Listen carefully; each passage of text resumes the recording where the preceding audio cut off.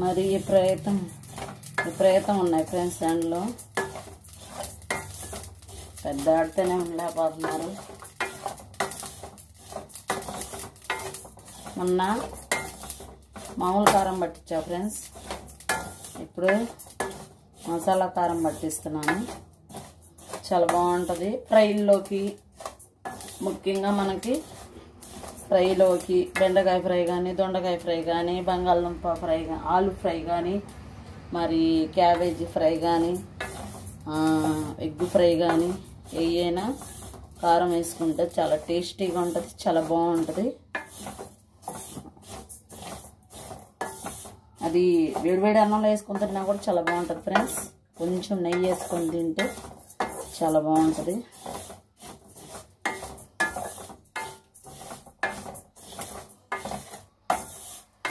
మీరు కూడా ఇలానే అన్నీ ఫ్రై చేసుకుంటారా లేదా అన్నది నాకు కామెంట్ చేయండి.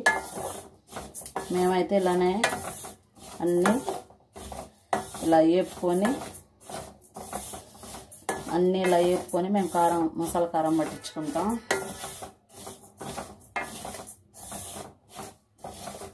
ఎంత సువాసన వస్తుందో. ధనియాలు, జీలకర్ర, మెంతులు ఇవన్నీ వేస్తుంటే సువాసన భలే ఉంది ఫ్రెండ్స్.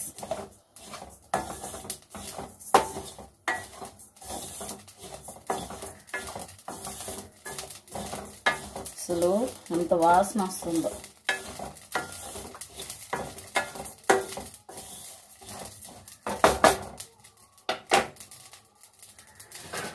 మనకి అవి కూడా ఫ్రై అయిపోయినాయి. మనకి ఇది కూడా వేగినాయి.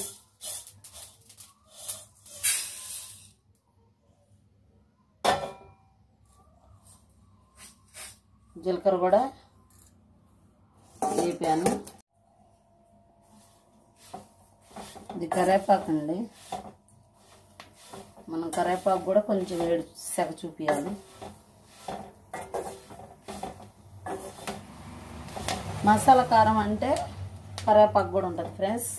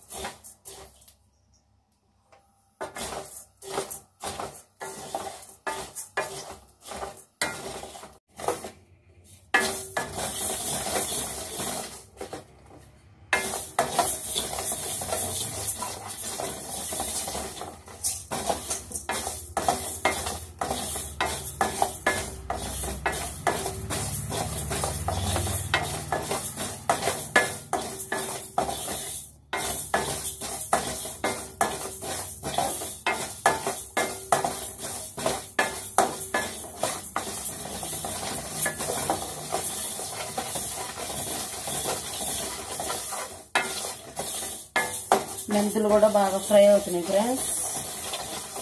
అసలు ఎండలు ఎట్ట కాస్తున్నాయి అంటే మరి ఎండలు విపరీతంగా కాస్తున్నాయి. అసలు ఏసీ ఉంటేనేనండి, లేకపోతే అసలు ఉండలేరు ఫ్రెండ్స్.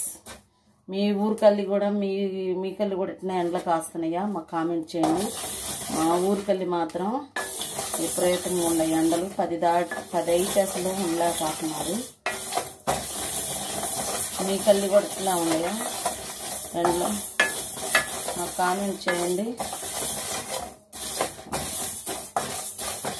ఎంత వేడిగా ఉందో అసలు ఉండలేకపోతున్నాం ఫ్రెండ్స్, ఇంత వేడికి.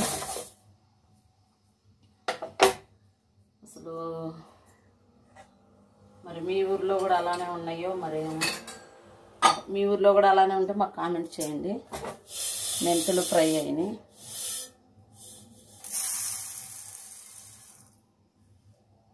ఇప్పుడు జీలకర్ర అండి. అసలు ఎంత వేడు.